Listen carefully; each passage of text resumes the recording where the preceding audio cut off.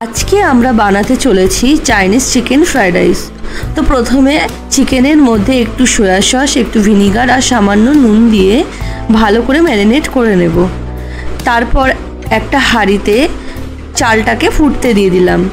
এখানে আমি নর্মাল বাড়িতে যে আমরা মিনিকেট চাল খাই সেটাকেই নিয়েছি।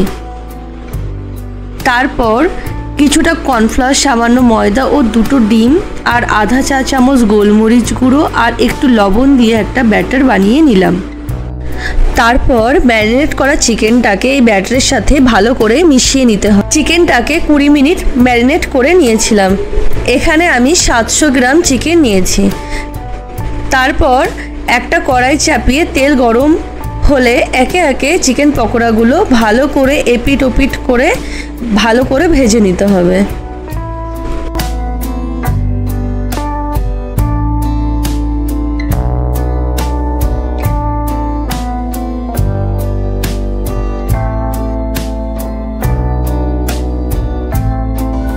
তারপর কিছু সবজি ভেজে নিতে হবে, যেমন আধা রসুন কুচি, একটা মিডিয়াম সাইজের ক্যাপসিকাম কুচি, দুটো পেঁয়াজ কুচি, অর্ধেক বাঁধাকপি কুচি আর 4-5টা লঙ্কা ভালো করে ভেজে নিতে হবে। এর মধ্যে কোনো রকম লবণ দেওয়ার কোনো প্রয়োজন নেই, লবণ দিলে সবজিগুলো একদম গলে যাবে।